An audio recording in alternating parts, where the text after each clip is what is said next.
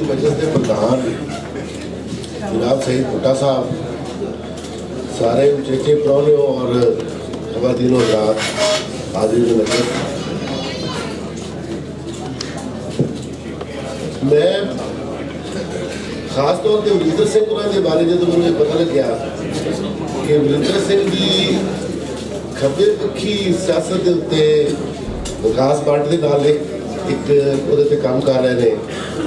और मेजर इसहाक साहब के बारे कर रहे हैं। तो उदों तो मैं महसूस करता सा भी पंजाब की मौसीकी तो रूहानी है ही, तो मेरा भी उन्होंने रूहानी रिश्ता निकल आया वरिंदर सिंह जी होना। मैं पिछले साल एक किताब की जिमें लॉन्चिंग सैरीमनी मौजूद सा, भुट्टा साहब भी मौजूद सन, तो 4 यूनिवर्सिटियों के वाइस चांसलर उस लॉन्चिंग सैरीमनी मौजूद सन उस किताब से गलबात करने वास्ते। तो हायर एजुकेशन कमीशन पंजाब के चेयरमैन भी मौजूद सन। उन्होंने सारे ने किताब के बारे च गल की आके कि किताब तो असीं नहीं पढ़ी, लेकिन असी गलबात जी जी वो किताब का टाइटल देख के पहला सफा पढ़ के आखिरी सफा पढ़ के गलबात जरूर करना आ गया। जो मैं पता चलिया कि वरिंदर सिंह जी उरी जो जिमें मैं रूहानी रिश्ते का जिक्र किया, तो मैं सारी किताब जो पढ़ ली इस पिछले तजर्बे तो बाद, तो उदों मैं महसूस होया कि मैं तो एवं पहली दूसरी पौड़ी से खलोता, तो किताब जी बहुत तीसरी चौथी मंजिल के उत्ते। लेकिन इसके बावजूद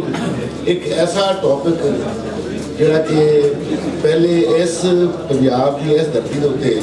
जिन्हों की किसी ने कदे गलबात नहीं की, उसकी बुनियादी वजह यह है कि कल्चर क्योंकि लोगों का माया होंगे तो धरती नाल जुड़ा होंगे है। धरती के उत्ते रहने वाले लोग अपना कल्चर बनाते हैं, तो म्यूजिक जोड़ा है उस कल्चर का हिस्सा है। पाकिस्तान जो बनया तो नरेटिव जो चेंज किया उन्होंने, पाकिस्तान के लोगों को जी गल पढ़ानी सी, उन्होंने कहा जी कि कल्चर जो है वो मजहब पिछों निकलता है। हालांकि बुनियादी गल ये है कि जिस धरती के उत्ते कोई मजहब पैदा होता है उससे ही धरती के कल्चर को ना लैके चलता है। जिमें असी जिमें मुसलमान है तो खजूर तबरक है, अगर सिक्खी है तो तबरक देसी घ्यो का हलवा है, अगर हिंदुओं का प्रसाद है तो मोतीचूर लड्डू, यानी कि कल्चर ये चीज़ा सारिया उस मजहब का हिस्सा बन जाती हैं जितने कोई जन्म लेता है। लेकिन अगर किसी होर मजहब और होर धरती जो है, अगर कोई कल्चर कोई बाहरों आके किसी धरती के समाना चाहे तो उस कल्चर का लड़ के नहीं समा सकता और उस कदर के अंदर ही उन्होंने अपनी राह करनी पैती। तो कवाली जी है वो पंजाब दियां कल्चर दियां कदरां के अंदर इस्लामी अकायद का आ जाना कवाली इहदे नतीजे में पैदा हुई और पंजाब की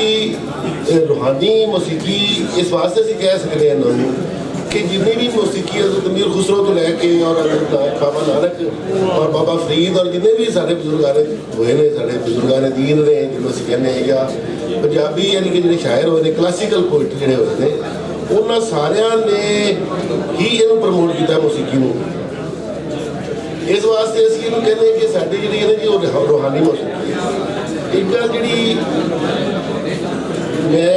मतलब क्योंकि इन्ना थोड़ा टाइम इस वास्ते नहीं लेना चाहता कि पहले ही लेट हो गया, तो मैनू कसर साहब ने आख्या भी तुसीं सिर्फ हाज़री लवानी है, लेकिन हाज़री के विच भी मैं एक छोटी जी गल करना चाहना कि दुनिया जी ना जी वो कदे एक तरह टिकी नहीं रहिंदी, तो वो बदलती रहती है, कल्चर भी बदलता रहता है। जो कल्चर बदलता है तो मौसीकी भी बदलती, मौसीकी की अंग रंग भी बदलते हैं। ट्राइबल कल्चर के अंदर बड़ा सिंपल जो म्यूजिक होंगे जिमें कि दफ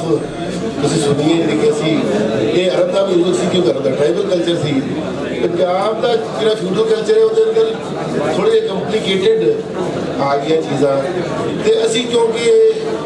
तरक्की नहीं की, ज़राई दौर तो समझी दौर पर तरक्की की नहीं,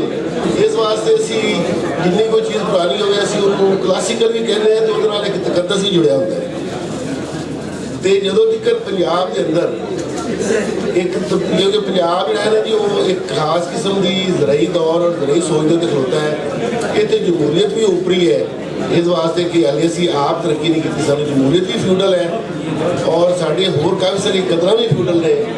ਔਰ ਜਿਹੜੀ ਚੀਜ਼ ਇਸ ਤਰੀਕੇ ਦੇ ਨਾਲ ਜਿਹੜੀ ਹੈ ਨਾ ਜੀ, ਜਦੋਂ ਤੱਕ ਅਸੀਂ ਇਸ ਨੂੰ ਤਬਦੀਲ ਨਹੀਂ ਕਰਦੇ ਤੇ ਤਬਦੀਲ ਨਹੀਂ ਹੋਣਾ। ਔਰ ਮੌਸੀਕੀ ਜਿਹੜੀ ਹੈ ਨਾ ਜੀ, ਉਹ ਕਿਉਂਕਿ ਮੈਂ ਵੀ ਤੁਹਾਡੇ ਤਰ੍ਹਾਂ ਹੀ ਸੁਣਦਾ ਰਿਹਾ ਕਿ ਮੌਸੀਕੀ ਰੂਹ ਦੀ ਗ਼ਜ਼ਾ ਹੈ, ਤੇ ਰੂਹ ਦਾ ਹੀ ਨਹੀਂ ਪਤਾ ਲੱਗਿਆ ਮੈਨੂੰ ਤੇ ਅੱਜ ਤੱਕ ਕਰਕੇ ਉਹਦੀ ਗ਼ਜ਼ਾ ਦਾ ਪਤਾ ਕੀ ਲੱਗਣਾ। ਮੈਂ 4 ਜਿਲਦਾਂ ਹਜ਼ਰਤ ਇਮਾਮ ਗਜ਼ਾਲੀ ਦੀਆਂ ਪੜ੍ਹੀਆਂ ਨੇ ਵੀ ਕਿਤਾਬ ਰੂਹ, ਤੇ ਮੌਸੀਕੀ ਦੇ ਬਾਰੇ 'ਚ ਵੀ ਇਸ ਤਰ੍ਹਾਂ ਨਹੀਂ ਪਤਾ ਚੱਲਿਆ। ਲੇਕਿਨ ਪੰਜਾਬ ਨੂੰ ਅਗਰ ਤੁਸੀਂ ਪੰਜਾਬੀਅਤ ਨੂੰ ਪਹਿਚਾਨਣਾ ਹੈ ਤੇ ਪੰਜਾਬ ਨੂੰ ਪਹਿਚਾਨਣਾ ਹੈ ਤੇ ਫਿਰ ਤੁਹਾਨੂੰ ਮੌਸੀਕੀ ਦੇ ਰਾਹੀਂ ਹੀ ਇਹਦੇ ਅੰਦਰ ਜਾਣਾ ਪਏਗਾ। ਤੁਹਾਨੂੰ ਸਹੀ ਸ਼ਨਾਖਤ ਆਪਣੇ ਕਲਚਰ ਦੀ ਔਰ ਆਪਣੀ ਇਹਦੀ ਵਜ੍ਹਾ ਨਾਲ ਹੋ ਸਕਦੀ ਹੈ। ਤੇ ਜਿਹੜੀ ਮੈਂ ਆਖਰੀ ਗੱਲ ਜਿਹੜੀ ਦੋਸਤਾਂ ਨੇ ਮੁਤਾਲਬਾ ਕੀਤਾ ਸੀ ਨਦੀਮ ਕਾਮਰਾਨ ਸਾਹਿਬ ਨਾਲ, ਮੇਰੀ ਤਾਂ ਸਿਰਫ ਇੰਨੀ ਗੁਜ਼ਾਰਿਸ਼ ਹੈ ਕਿ ਪੰਜਾਬ ਅਸੈਂਬਲੀ ਦੇ ਅੰਦਰ 68 ਸਾਲ ਆਜ਼ਾਦੀ ਤੋਂ ਬਾਅਦ ਪੰਜਾਬ ਅਸੈਂਬਲੀ ਦਾ ਮੈਂਬਰ ਹੀ ਪੰਜਾਬੀ 'ਚ ਗੱਲ ਨਹੀਂ ਕਰ ਸਕਦੇ, ਤੇ ਅਸੀਂ ਉਹਨੂੰ ਆਜ਼ਾਦੀ ਪੰਜਾਬ ਅਸੈਂਬਲੀ ਦੇ ਸਾਡੀ ਗੁਜ਼ਾਰਿਸ਼ ਇਹ ਹੈ ਕਿ ਸਾਡੀ ਪੰਜਾਬੀ ਪਾਕਿਸਤਾਨ ਪੰਜਾਬ ਦੇ ਲਾਗੂ ਕਰਨ ਦੀ ਬਜਾਏ ਕੋਈ ਜੁਰਤ ਕਰਕੇ ਪੰਜਾਬੀ 'ਚ ਗੱਲ ਹੀ